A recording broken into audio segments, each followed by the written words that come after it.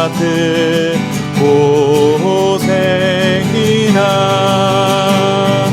내 인생 소원은 늘 찬송하면서 주께 더 나아가길 원합니다.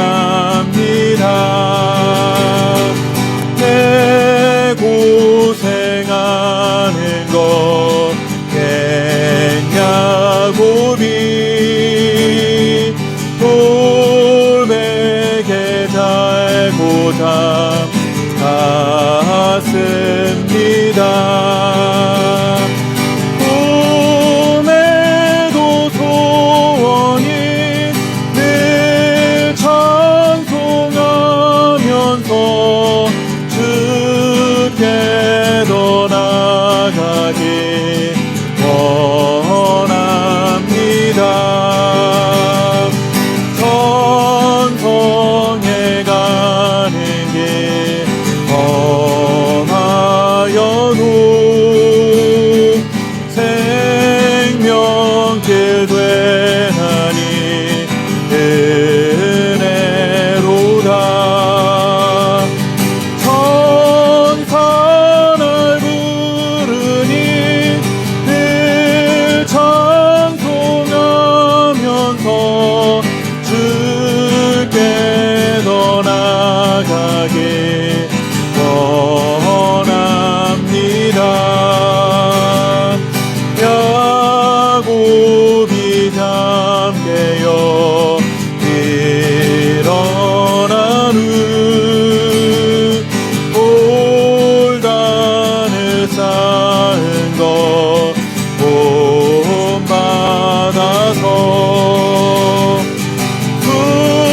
숨질게 되도록 늘 찬송하면서 주께 더 나아가길 원합니다.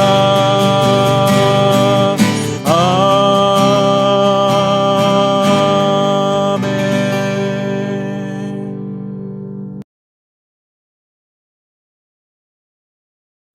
너희 중에 누구든지 지혜가 부족하거든 모든 사람에게 후히 주시고 꾸짖지 아니하시는 하나님께 구하라. 그리하면 주시리라. 오직 믿음으로 구하고 조금도 의심하지 말라. 의심하는 자는 마치 바람에 밀려 요동하는 바닷물결 같으니 이런 사람은 무엇이든지 주께 얻기를 생각하지 말라. 두 마음을 품어 모든 일에 정함이 없는 자로다. 아멘.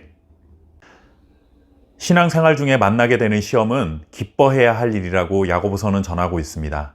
시험을 통해 하나님의 온전케 하시는 역사가 있기 때문이죠. 시험의 과정을 인내한다면 내일의 나의 모습이 오늘의 나와는 다를 것이라는 기대감을 갖게 됩니다. 다음 달, 내년, 10년 후에는 지금과 비교하기 힘들 만큼 온전한 성도로 살아갈 수 있다는 소망을 가질 수 있는 것이죠. 그런데 어떻게 시험 가운데 인내할 수 있을까요? 사실 성경에 기록된 말씀이니 이 말씀을 믿고 살아간다 해도 실제로 그렇게 살아가는 것이 분명 쉬운 일은 아닙니다. 한번 결심하면 되는 일이 아니라는 것이죠. 오죽하면 우리가 작심삼일이라는 말을 하면서 살아갈까요? 생각해보면 무작정 참고 견딘다는 것은 쉬운 일이 아닙니다. 야고보서를 기록하고 있는 야고보도 우리의 이러한 연약함을 누구보다도 잘 알고 있었을 것입니다. 그래서 그는 시험을 만나면 기뻐해라, 인내하면 온전케 하시는 하나님의 역사를 경험하게 될 것이다 라고 말한 후에 어떻게 인내할 수 있을지 방법을 제시해주고 있습니다. 야고보 사도가 알려준 방법은 지혜를 구하는 것입니다. 인내와 지혜는 솔직히 직접적인 연관성이 없어 보이기도 합니다. 그러나 조금만 깊이 생각해보면 시험을 만났을 때 인내하기 위해 지혜를 갖는 것은 매우 중요한 일입니다. 여기서 말하는 지혜는 시험을 만났을 때 자신의 부족함을 깨달을 수 있는 지혜를 말하는 것이고, 또한 하나님이 어떤 목적으로 이와 같은 시험을 허락하셨는지 하나님의 뜻을 아는 지혜를 말합니다. 야고보 사도가 시험을 만났을 때 그냥 무작정 참고 견뎌내라 이렇게 말하는 것이 아니라 시험의 목적과 의도를 알 수 있는 그리고 하나님의 뜻을 알 수 있는 지혜를 갖게 되면 인내할 수 있는 힘이 생길 수 있다는 것을 전하고 있습니다.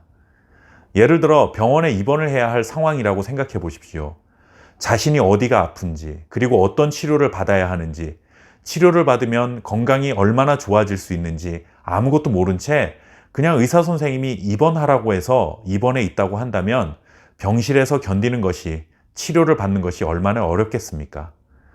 그러나 내 건강에 지금 이상이 생겨서 어디가 아픈 것인지 알고 의사 선생님은 어떤 치료를 통해 나의 건강을 회복시켜 줄 것인지 알고 있으면 병실에 입원해서 치료받는 시간들을 견뎌내는데 분명히 도움이 될 수 있습니다.